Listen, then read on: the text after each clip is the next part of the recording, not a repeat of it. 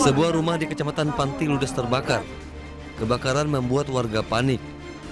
Banyaknya bahan yang mudah terbakar membuat api menghanguskan rumah beserta isinya. Api padam setelah 1 unit damkar tiba di lokasi. Diduga api berasal dari korsleting listrik.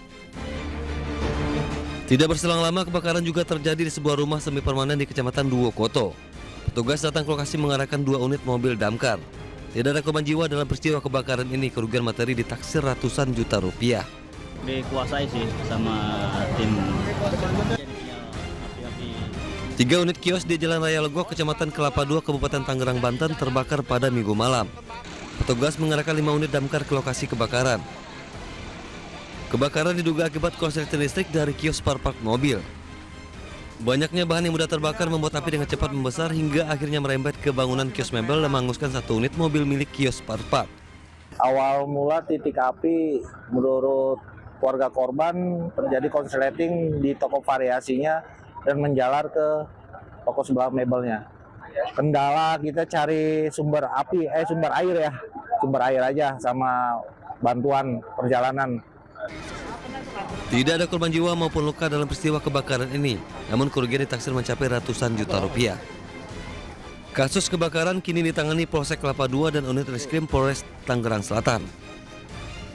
Dari Pasaman Barat, Sumatera Barat dan Kabupaten Tangerang, Banten, Ari Yohanes Aimarani Ainis melaporkan.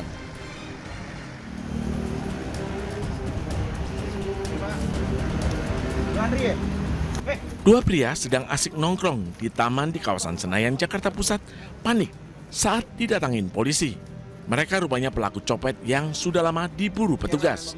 Namun sayang, polisi hanya bisa menangkap 1 di antara mereka. Mengetahui pelaku telah tertangkap, seorang wanita muda yang menjadi korbannya langsung mendatangi Polsek Tanah Abang.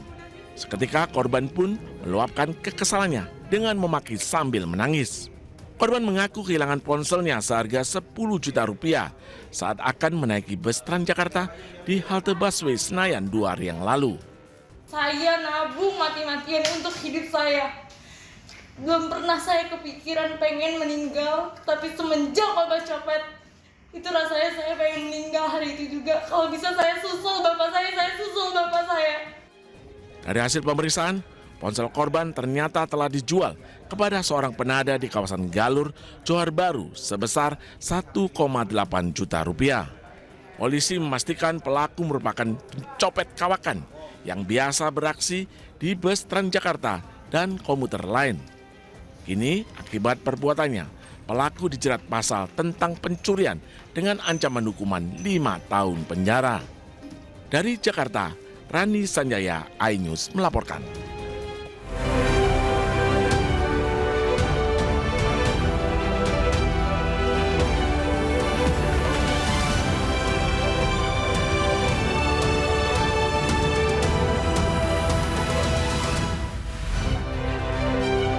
Lebih dari 3 hektar lahan gambut di Kabupaten Kapuas, Kalimantan Tengah terbakar dan hampir menjalar ke jalan raya.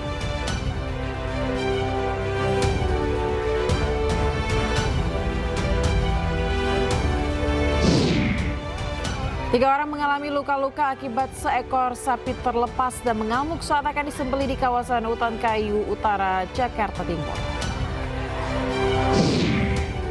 Menteri Lingkungan Hidup angkat suara mengenai indikasi kerusakan lingkungan di Raja Ampat akibat tambang nikel.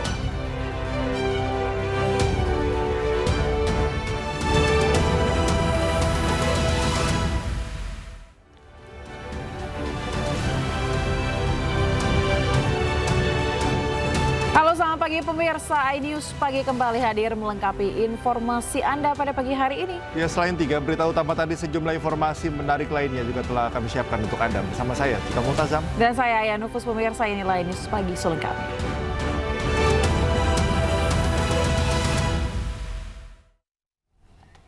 Kita ke informasi pertama, pemirsa. Sejumlah geng motor menyerang warga di pinggir jalan Tama Ngapa Raya 3, Kota Makassar, Sulawesi Selatan.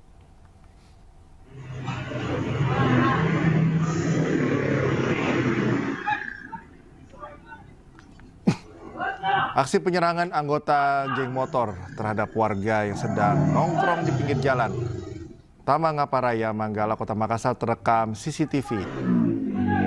Sejumlah warga tiba-tiba didatangi belasan anggota geng motor. Korban panik berhamburan menyelamatkan diri dengan melompat pagar dan berlari ke perumahan yang tak jauh dari lokasi kejadian. Para pelaku menyerang dengan anak busa panah dan senjata tajam. Sejumlah barang berharga milik korban seperti ponsel, helm, dan sebuah tas raib dibawa kabur para pelaku. Para pelaku bahkan nyaris membakar satu unit sepeda motor milik korban yang ditinggal di lokasi kejadian.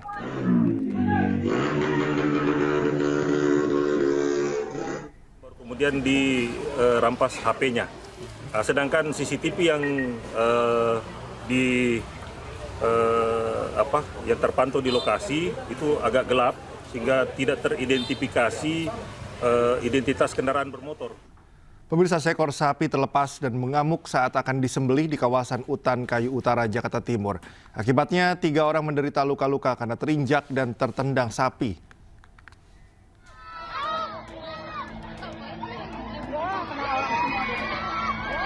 Warga panik saat seekor sapi berbobot 400 kg terlepas dan mengamuk di Jalan Multikarya 2, Utan Kayu Utara, Matraman, Jakarta Timur Minggu pagi. Seorang panitia kurban terkena tendangan sapi dan 2 orang lainnya luka-luka terseret sapi tersebut.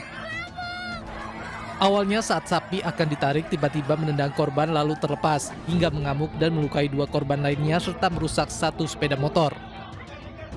Ngambil tali, sapi udah diikat, sapi pantat sebelah kanan, saya ngambil tali, totalnya saya nggak berasa, totalnya saya langsung digepak, blok langsung jatuh ke di belakang, tarik orang langsung. Setelah setengah jam, sapi tersebut berhasil ditangkap dan langsung disembelih. Diduga sapi tersebut stres melihat sapi lainnya yang disembelih. Ya pemirsa, hendak disembelih sebagai hewan kurban, seekor kerbau di Kudus, Jawa Tengah tiba-tiba mengamuk dan lepas. Kerbau yang kabur tersebut sempat menabrak pengendara sepeda hingga terpental.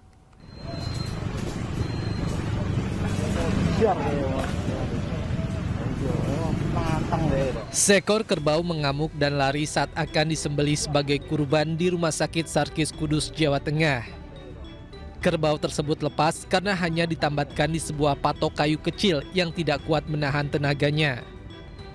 Usai menabrak pesepeda hingga terpental, kerbau kemudian lari di Jalan Raya Sunan Kudus hingga ke alun-alun kota. Usai berlari sekitar 3,5 km, kerbau akhirnya berhasil ditangkap warga dan diikatkan di pohon tepi jalan. Karena tiang pancang untuk mengikatnya itu sistem tanam, ketarik sehingga lepas hingga kebunnya lari. Di perempatan SMP 2 baru berhasil kita amankan. Sempat ramai jadi tontonan warga, kerbau akhirnya dikembalikan ke tempat awal kerbau lepas. Dari Kudus, Jawa Tengah, Nur Khoirudin, iNews melaporkan. Jemaah Tarekat Syatariah di Kabupaten Padang Pariaman, Sumatera Barat melaksanakan sholat Idul Adha pada Minggu pagi. Perbedaan pelaksanaan sholat Idul Adha karena perbedaan cara hisab. Ratusan jemaah aliran Tarekat Syatariah di Kecamatan Ulakan Tapakis, Kabupaten Padang Pariaman, Sumatera Barat membadati Masjid Agung Syekh Burhanuddin untuk melaksanakan sholat Id pada hari Minggu pagi. Berbeda dengan pemerintah dan jemaah lainnya, dalam menentukan awal puasa, Hari Raya Idul Fitri dan Hari Raya Idul Adha, Tarekat Syatariah menggunakan hisab takwim Hamsyah. Dari perhitungan Tarekat Syatariah, 10 Zulhijjah jatuh pada hari Minggu. Karena beliau menentukan bilangan hisab takwim. Jadi dihitung dari mulai tahun yang 8, 10 bulan 12, itulah yang dikumpulkan. Jadi tahun ini urutan adalah wow. Ribuan jemaah Tarekat Syatariah lainnya yang tersebar di berbagai daerah di Sumatera Barat atau daerah lain juga melaksanakan sholat Idul Adha pada hari Minggu 8 Juni 2025. Dari Padang Pariaman, Sumatera Barat, Eka Kuspriyadi, iNews melaporkan.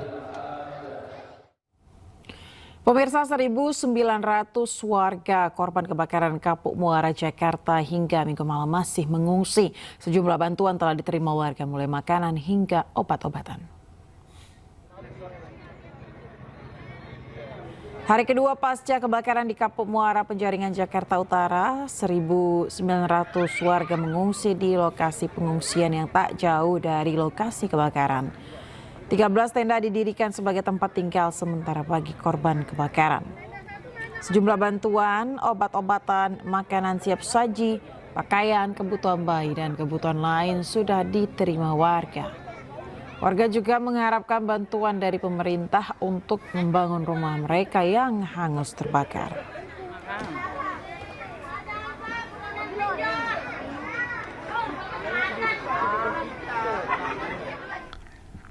Gubernur Jakarta Pramono Anung meninjau pengungsian korban kebakaran Kapuk Muara Penjaringan Jakarta Utara pada Minggu siang. Pram menyebut Pemprov Jakarta telah berkoordinasi dengan pemerintah kota dan lembaga kemanusiaan untuk memastikan kebutuhan para pengungsi terpenuhi.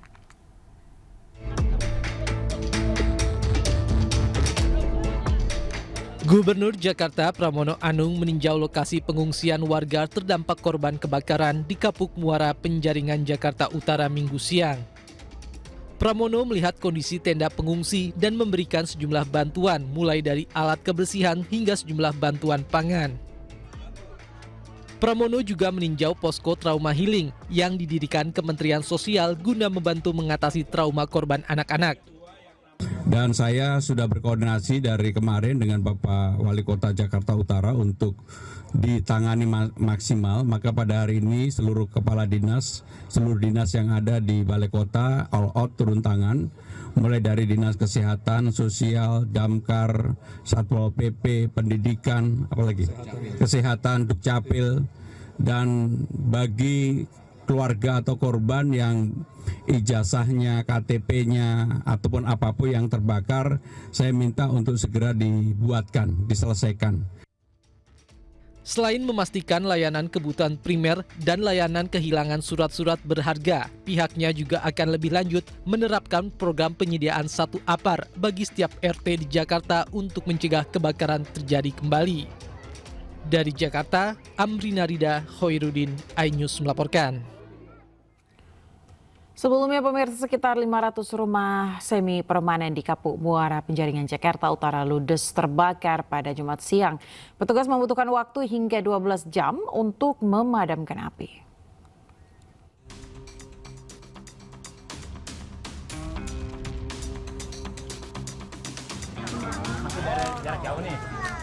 Jumat malam, sejumlah titik api kebakaran masih menyala di pemukiman padat penduduk di RT 17 RW 04 Kapuk Muara, Penjaringan, Jakarta Utara. Petugas masih berjibaku menjangkau titik api karena lokasi yang sempit serta kurangnya sumber air. Setelah 12 jam, api berhasil dikuasai dengan bantuan 30 unit mobil pemadam. Akibatnya, 3.200 jiwa terdampak yang terdiri dari 800 kepala keluarga terpaksa mengungsi di sejumlah tenda masih 3 balai RW setempat. Korban kebakaran tidak bisa berbuat banyak menyelamatkan harta benda. Bahkan mereka tidak menyangka musibah ini datang di saat hari raya. Ya hancur udah habis semuanya. Ada yang bisa diselamatkan, barang-barang berharga gitu? Ya, barang-barang ketinggalan, kulkas, motor semua kebakar. Yang bisa diselamatkan hanya Cuma ya badan sendiri sama anak sendiri, itu aja. saat ini Mbak memilih ke rumah saudara atau mengungsi di sini gimana? Saudara juga sama aja kebakaran semua. Jadi ngungsi aja di sini. Sejak Jumat siang, total ada 485 rumah warga di Penjaringan Jakarta Utara terbakar. Material yang mudah terbakar membuat api semakin membesar, merambat ke rumah lainnya. Kebakaran ini tadi terjadi sekitar habis sholat Jumat ya, kurang lebih jam 12 sampai jam 1. Ini tahu kami dapat laporan, ternyata asap juga sudah cukup tinggi, sudah hitam sekali, dan situasi juga perlambatan sudah mulai lumayan banyak. Yang kebakar apa Pak? Yang terbakar ini di sisi belakang saya adalah rumah-rumah ya, rumah-rumah semi permanen. Namun sampai ke lari ke sebelah utara itu ada tumpukan sampah atau barang-barang bekas yang lumayan tinggi. Jadi kita ada 2 penyerangan di sisi selatan dan sisi utara. Sejumlah warga pun berusaha membantu petugas memadamkan api. Sementara warga lainnya berusaha menyelamatkan harta benda mengingat api cepat menyebar.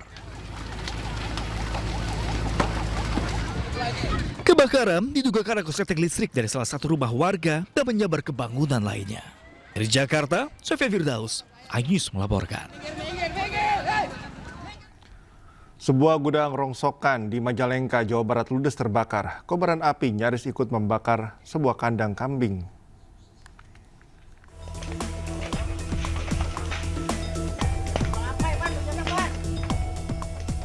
Kobaran api menghanguskan gudang rongsokan di area tempat pembuangan sampah di Helet Kadipaten Majalengka, Jawa Barat. Api dengan cepat membesar akibat angin kencang. Menurut warga sekitar, api berawal dari dalam gudang di mana terdapat barang yang mudah terbakar. Sebelum api semakin membesar, terdengar beberapa kali ledakan. Warga khawatir kobaran api akan merambat ke kandang kambing. Di sini tuh tahu-tahu ada yang meledak. Saya nyamperin ke saung, ke gudang ini, gudang rongsok. Tiba-tiba ada api di dalam. Ada kayak bambu, bledak begitu. Mobil lagi muat kan mundur ke sana, ke sebelah timur, arah timur.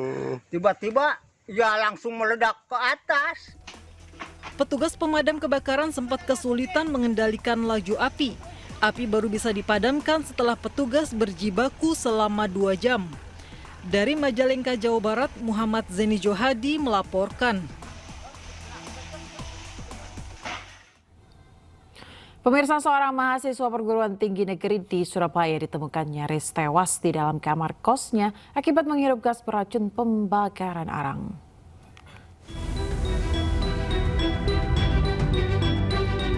Warga perumahan Penjaringan Timur RT 01 RW 08 Kecamatan Rungkut, Surabaya Minggu siang dihebohkan dengan kejadian di sebuah rumah kos mewah. Seorang mahasiswa bernama Yehezkiel Purba ditemukan nyaris tewas di kamar kosnya.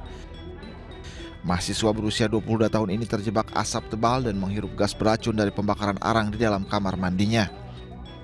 Saat ditemukan warga, mahasiswa asal Kabupaten Bekasi ini sudah tidak sadarkan diri dengan mulut mengeluarkan cairan putih. Tangis histeris pacar korban pecah setelah mengetahui kejadian ini. Pelaku ini melakukan pembakaran arang di kamarnya. Itu adalah karena asap, dia mungkin pingsan, ya. Baru kita dobrak untuk evakuasi dibawa ke rumah sakit. Ada dugaan indikasi bunuh diri, Bapak? Lihat ada surat. Ini masih kami selidiki, ya, masih selidiki. Memang di situ ada pesan juga, namun kita masih selidiki kemana arahnya. Ya. Proses evakuasi korban berlangsung dramatis karena tim penyelamat dari Dinas Pemadam Kebakaran dan Penyelamatan DPKP Kota Surabaya terpaksa menggunakan tandu spinal yang diturunkan menggunakan tali. Diduga mahasiswa semester akhir ini melakukan aksi bunuh diri dengan membakar puluhan arang di dalam kamarnya. Dugaan bunuh diri muncul setelah polisi dari Polsek Rungkut, Surabaya menemukan sejumlah bungkus racun tikus dan puluhan arang di kamarnya. Selain itu, polisi menemukan surat pesan yang ditulis di buku. Meski demikian, polisi belum berani memastikan karena masih menunggu hasil pemeriksaan dari rumah sakit dan korban. Dari Surabaya, Jawa Timur, Yuda Prawira, iNews melaporkan. Keinformasi lainnya, pemirsa, pelarian seorang pria pelaku pelecehan seksual dengan modus remas payudara akhirnya usai ditangani oleh penyidik unit Ranmor Satreskrim Polres Metro Jakarta Selatan. Pelaku ditangkap tanpa perlawanan di kawasan Jalan Tri Dharma 12, Kelurahan Pondok Labu, Cilandak, Jakarta Selatan.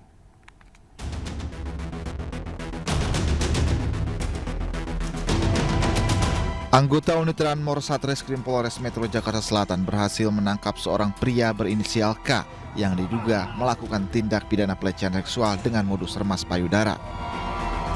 Penangkapan dilakukan di tempat persembunyian pelaku di kawasan Jalan Tri Dharma 12, Pondok Labu, Cilandak, Jakarta Selatan. Modus yang digunakan pelaku adalah mengendarai sepeda motor lalu menghampiri korban wanita yang sedang berjalan kaki seorang diri dengan berpura-pura menanyakan arah jalan. Pelaku langsung melakukan aksinya saat korban lengah kemudian melarikan diri. Pelaku begal payudara yang viral di medsos, TKP di Lebak Bulus, wilayah Cilandak. Nah, untuk sementara kita akan melakukan pemeriksaan lebih lanjut. Pelaku saat ini masih menjalani pemeriksaan intensif dan terancam dijerat Undang-Undang tentang Tindak Pidana Kekerasan Seksual dengan ancaman hukuman di atas 5 tahun penjara. Dari Jakarta, Helmi Sojangbati, iNews melaporkan. Dekat dengan pria lain, pemirsa, seorang wanita menjadi korban kekerasan suaminya di Bintan, Kepulauan Riau. Pelaku menganiaya korban menggunakan senjata tajam.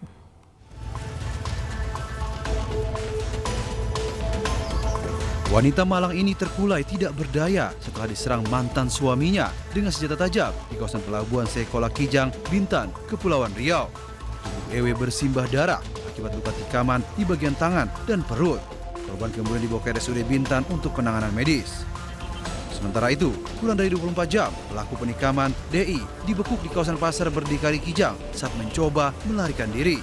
Berdasarkan hasil penyidikan, penikaman dilatar belakangi pelaku yang cemburu kepada mantan istrinya karena tengah dekat dengan seorang pria. Saat penganiayaan, pelaku juga dibawa pengaruh alkohol. Pelaku itu merasa cemburu terhadap mantan istrinya. Karena mantan istrinya lagi deket sama laki-laki. Terus ada 3 tusukan, yang 2 di tangan karena mungkin ditangkis, yang 1 di perut. Saat ini pelaku telah ditahan di Mapolsek Bintan Timur untuk mempertanggungjawabkan perbuatannya. Dari Bintan, Kepulauan Riau, Zuprianto melaporkan. Pemirsa, seorang pria dibekuk polisi karena membawa heroin seberat 1 kg di Karangtengah, Jakarta Barat. Saat ditangkap, pelaku diduga akan mengantarkan barang haram tersebut kepada pemesannya.